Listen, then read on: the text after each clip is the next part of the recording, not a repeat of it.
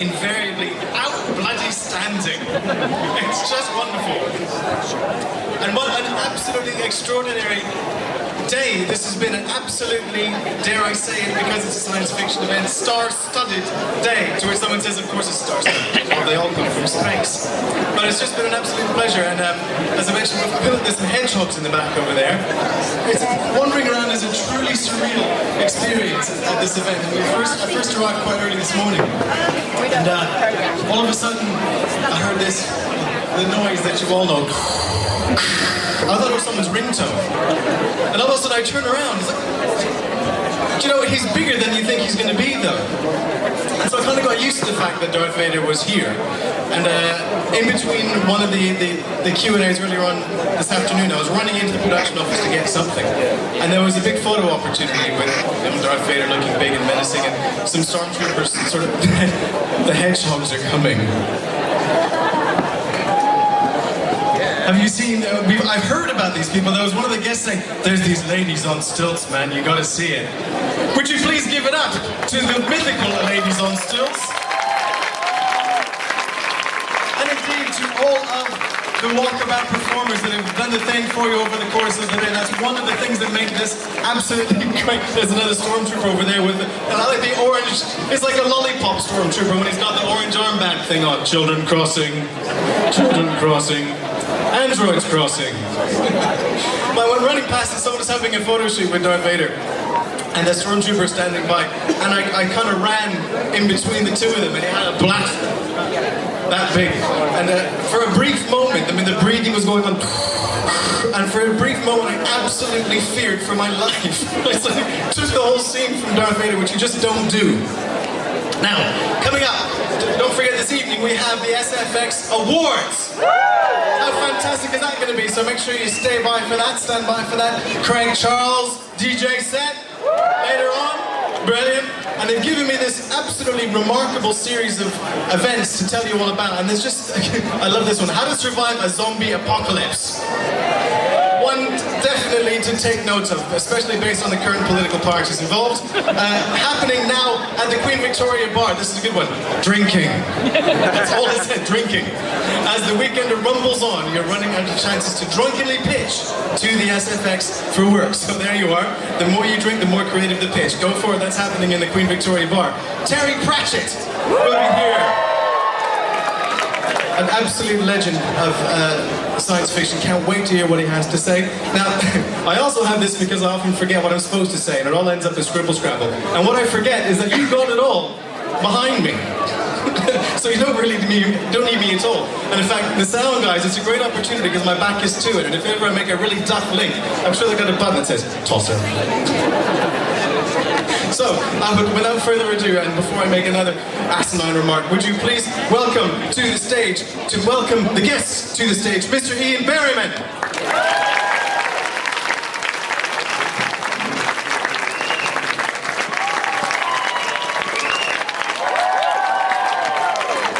Hello, Wembley Arena! That's not relevant, I've just always wanted to say it. Okay, well, you've had enough of one for last thing, so shall we just get on with it? Who's a fan of being human? So, would anyone like to meet some people associated with being human? Alright, well, a big hand please for, firstly, the creator of the show, and secondly, one of its stars. It's Mr. Tobey Whithouse and Russell Tovey.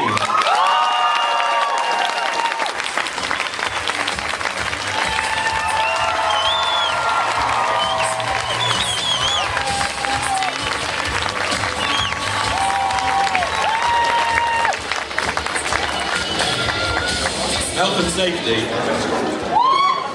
You nearly saw me trip to my death there, which I think he's meant to sit there because you've got... Are you? Oh!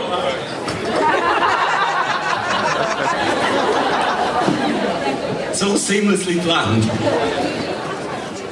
How you doing? Hello. Thanks. How you doing, guys? Very well, thank you. How are you? Yeah, not bad.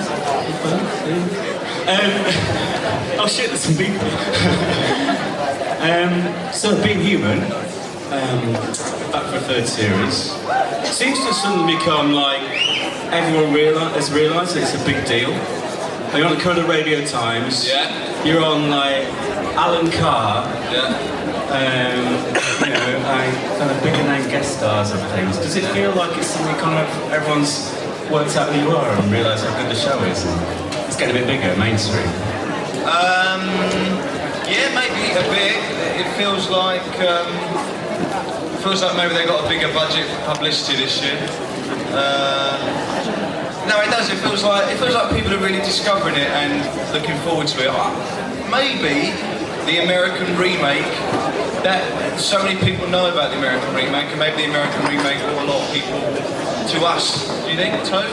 I think we've gradually we were talking about this just off stage actually. I think that it's kind of like a snowball, it's kind of built up more and more momentum. You know, this is our third year plus the pilot. I think that gradually just more and more people know about the show. And I think, bizarrely, things like having the cover of the Radio Times do really help. I mean, rather than that being the kind of expression of the growth of popularity, that also adds to that. In as much as it just means it's something that's more visible. And all of those things help. Well, it's word of mouth as well. You know, we all love the show, we know a bit of it, and telling our friends. And also the other big change this year is you've upped Sticks from Bristol, which can I just say, I'm a bit annoyed about. Because I walk past Herrick's Undertaker's face on the way to work every morning. If only we know. And that's a little... You could have rung me up and consulted me. But it's like it makes the walk to work... You know, going to work every morning is pretty... You know, whatever you do, it's you don't want to get out of bed. But it's kind of, hey, I'm in Being Human now. Not anymore. No, you ruined that for me. Sorry. But yeah, how have you found moving from Bristol to Wales? Quite easy, really. I think it feels nice to be in Cardiff. It feels like Cardiff is like the supernatural hub of the world.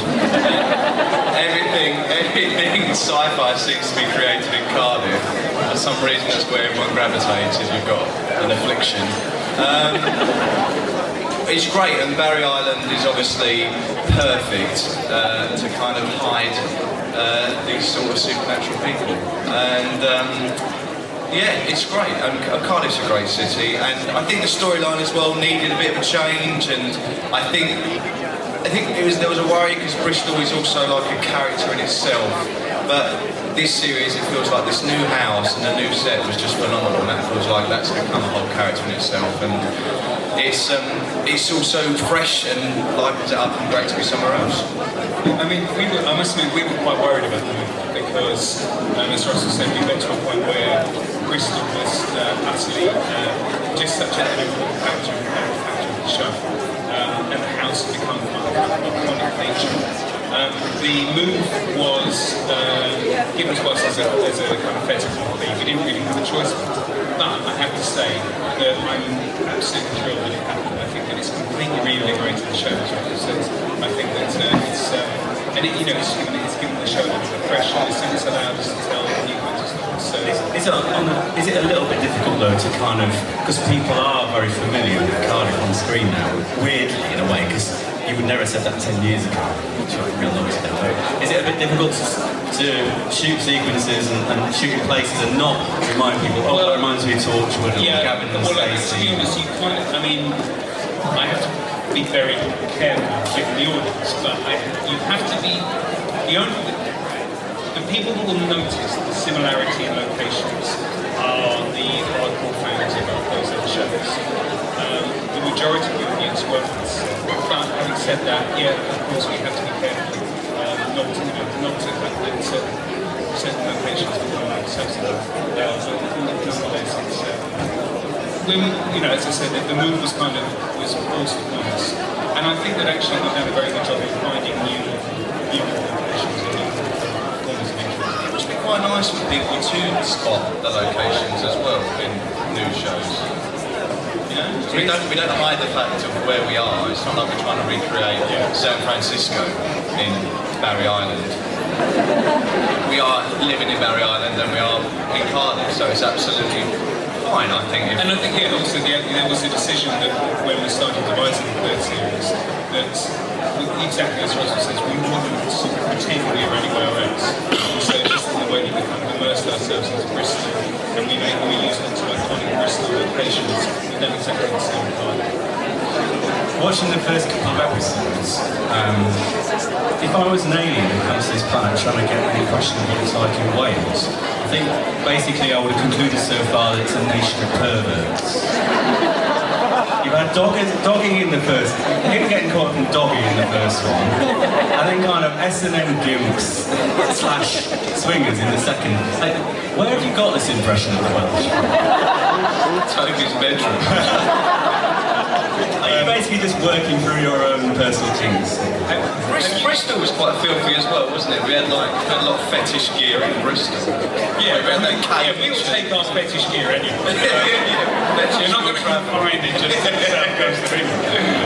To be honest, while had we stayed in Bristol, we would have told those stories. It wasn't that we came to Barry and thought, hey, there's a lot of swingers. Look at these really dirty people.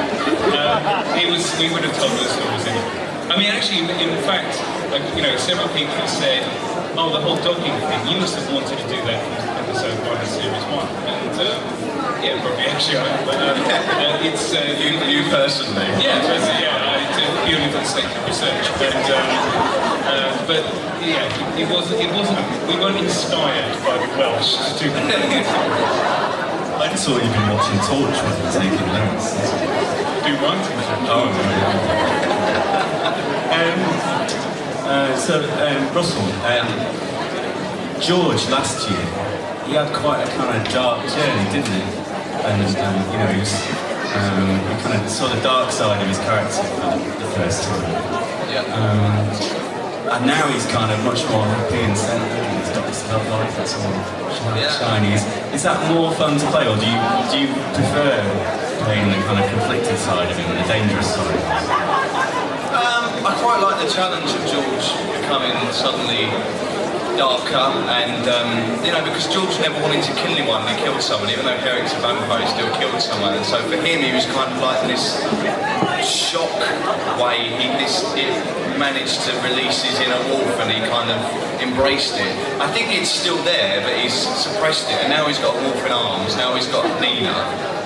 It suddenly feels like there's like a normality to his life, and all George wants to be is normal and at least average.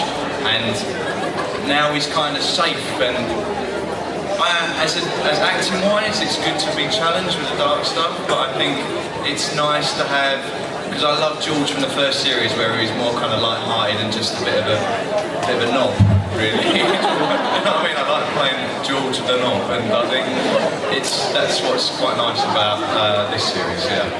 I mean, it does get, this series, it's going to go places, so I think I've definitely been challenged on this series as much as the last two. And there's some new werewolf characters, obviously. There's Robson Greenman. Yeah, Saint Robson. Saint Michael. Yeah. Marks and Spencer's. Yeah. And we haven't seen a lot of them yet, obviously, but they're coming through the series, don't they? Is it? What's it like for you having like other guys who are going through this kind of having to work out how to do a werewolf transformation stuff? Is there any kind of? I'm livid. Yeah. I can't bear other people being werewolves. We haven't seen them do it yet, but I gather they do it quite differently from you.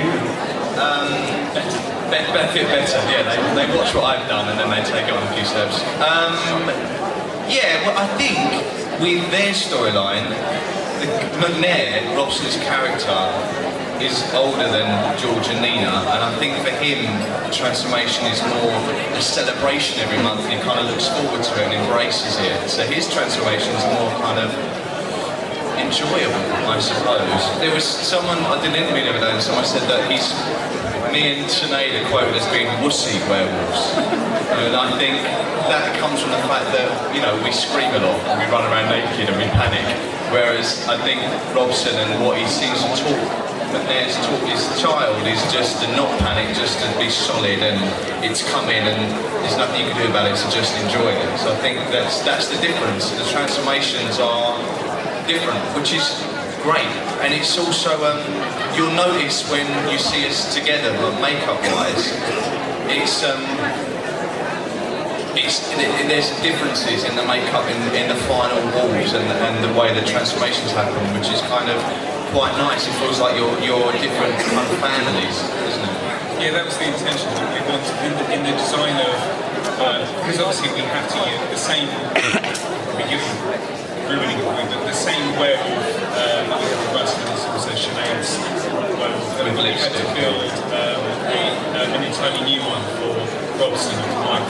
But we wanted the design to be very different, so we wanted it to be like a kind of family strength that runs through. So then if they propagate any werewolves, then they will have this strength. But I think what aside from the transformations, the other thing that we wanted to do with the McNair and Tom characters was kind of what they do outside of the transformations, in terms of them being much more on the front foot and being quite dangerous and actually being proactively out there to get bad guys.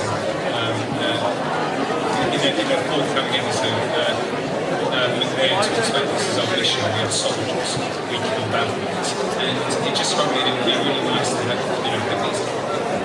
having something too serious with the werewolves being victims and being passive, to have werewolf characters that are suddenly on the front foot of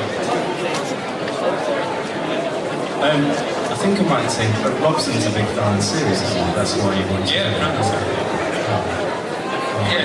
Yeah, well, that's I'm not putting you online then. I didn't want to ruin your weekend. Yeah, he was, wasn't he? He watched it, but didn't he really want to get involved as well? Yeah, there was. His name. We were actually talking to his agent about a different actor, I think for a different part. And the agent said, then the agent recommended Robson for the character of McNair. And we said, like, oh my God, that's a and it turned out he was a fan of the show and so on. And again, what I always admire actors who just take it seriously. He'd clearly given it so much thought.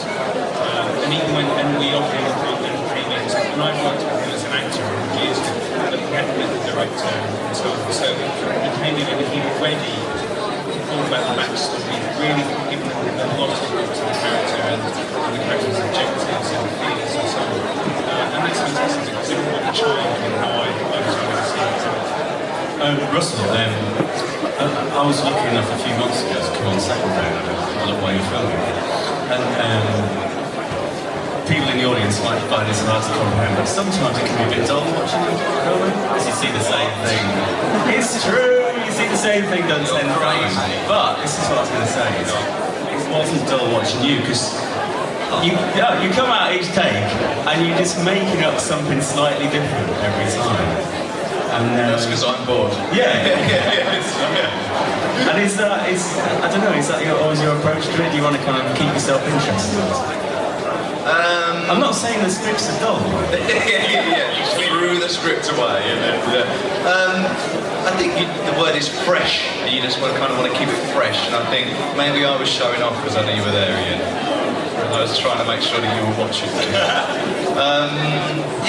I like to mess around. I think it's quite fun to do that. I mean, I'm serious when I'm serious. And was it like a kind of jokey scene? It was where you introducing Adam to his bedroom. Okay, so that was at the beginning of that sequence was sort of improvised because that wasn't going to happen. They said, right, we'll follow you down in it at the start when you get in the bedroom.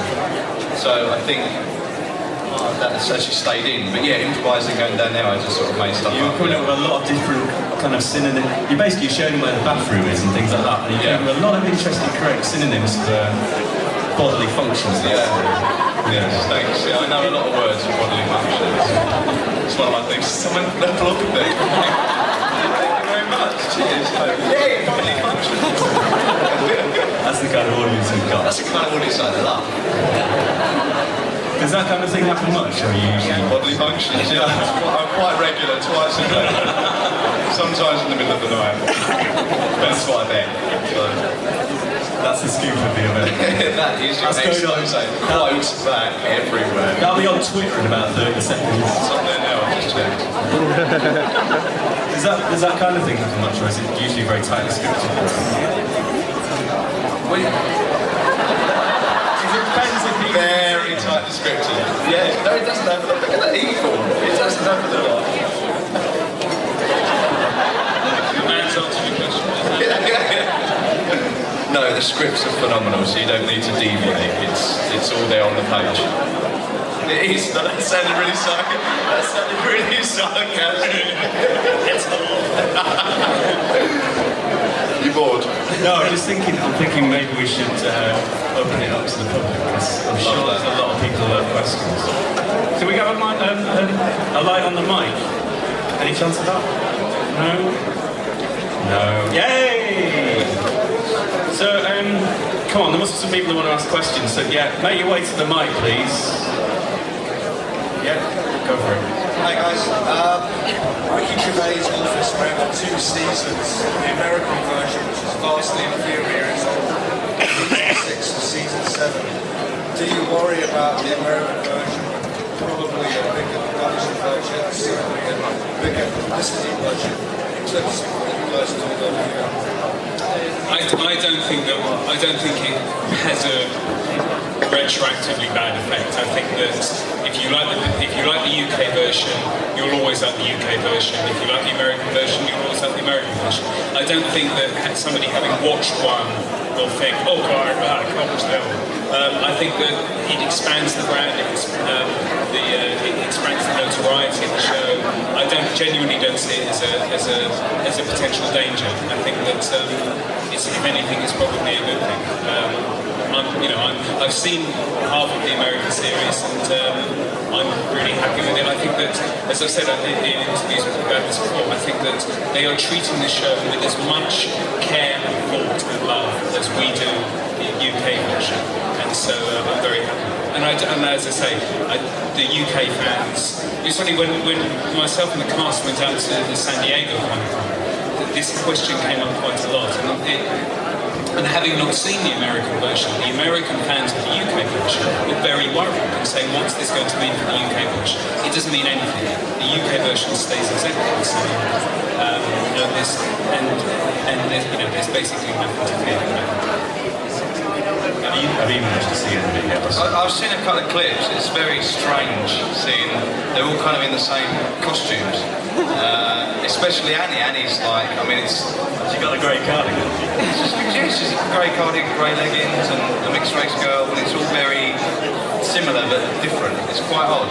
I've watched about 15-20 minutes of it when they first turn up at the house and they realise she's a ghost. Is that the first episode? Yeah, so I looked at that. Yeah, it looks good. It just seems strange, but It must be like seeing your girlfriend going out with a new boyfriend or something.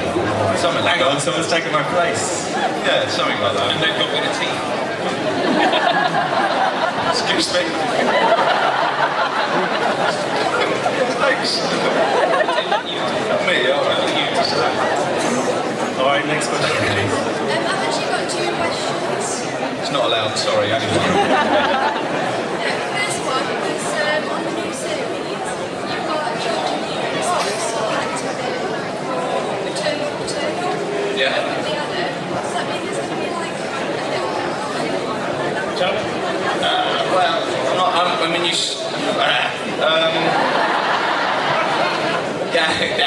you saw them transform together, and they didn't kill each other, and they had Rumpy Pumpy in that transformed state. So whatever that means for, a puppy, we don't know. For puppies. Possibility, I don't know. I don't even remember, really. Yeah. We can't answer. You've just got to watch. That's true. Second bit. was about different species. If you've got a werewolf, you've got them too. I mean, what else would be out there? So you could have like a werewolf. Weirdly, Yeah. Yeah, we could do Weekends. We've got a zombie in tomorrow's episode. I mean, the thing is that I've never had a policy of only just having those three archetypes. It's if we could, and the thing is that if we could find a being human way of doing anything, fairy, a troll, a giant. I want a giant. I know Russell wants a giant. If we could find a being human way of doing it, we do it. It could just be the legs, you know, like in Muppet It would Babies. be really good. Look up, you don't need to see it. It's just, it'd be brilliant. As I say, they're still looking for a being human way of doing a giant. But if we could find one, yeah, I mean, it's like I say, it's not that I just think, oh no, it has to be this. And because I think we did the zombie because we thought of quite a funny being human way of doing a zombie. If we can find that way of doing I don't know, talking after Robot. It's a zombie type 4. Yeah. That's what the title of the episode is. So there's could be more types to be discovered. Okay, next question, please. She asked me questions like Oh, it is. She holds the question there, she. I'll go with another question. At the end of the last season, when Annie was going to take it away, I was starting to wonder about how you were going to get her back. And now I'm starting to wonder, are you ever going to fuck any of the characters?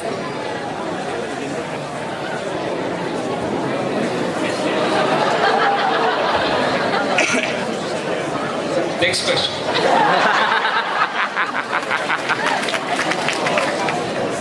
Everyone's gone shy. Come on, there's more questions up. Please. Yeah. Don't worry, help is on the way. Hi. Hi. Russell Tovey and Writer. I've heard all the pilots, obviously, being human is absolutely best. Were there any other that you liked or wish had been made into series? Yeah, yes, I can answer that. There was one called The Things I Haven't Told You, which was written by Lisa McGee, who is now a regular writer on Being Human.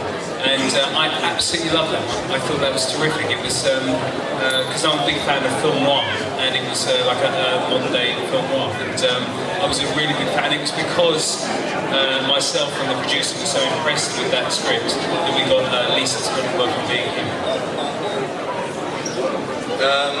No, I only liked her show.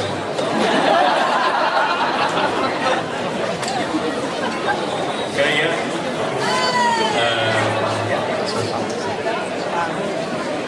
A question from Russell. Yeah. You seem to spend a lot of the time without your clothes on. Oh, very good. Well, it's true. How do you do that as an actor? But it's quite confident, your performance. Do you feel intimidated when you're filming those scenes? When I first did them, I felt intimidated. It's quite odd running around in the woods with your willy out and 30 people standing around and it's cold. But That's what as we all much say. yeah, but as much as you think people, they say I'm not looking, everyone has a look. So, after about 10-15 minutes, you know that everybody has studied it, they've had their time with it, so they just leave it hanging out. And actually, I've been almost giggling. But I sort of became a bit of a naturist with it. When I was going to the gym afterwards, I'd sort of spend far too long in the changing room with not getting changed yet. I'm a bit of a pervert. But no, every time we do it, it's a bit much. I think this year was maybe we did it last year with Sinead transforming. I think Sinead finds it very tough. So I think I relax more if she's having a harder time because I think it'd be more worrying if we're both getting hit up about it. But no, I quite like it. And you don't actually see that area because I cup it all. If it was actually me, like extreme close-up, George's... Widescreen, surely. yeah, 3D, George's special area, then I think I'd be a bit more worried about it and I'd try and find some exercises. But for that area. But it's not, it's just my bum and people kind of seem quite happy to see my bum and so thanks. Come on, more than that.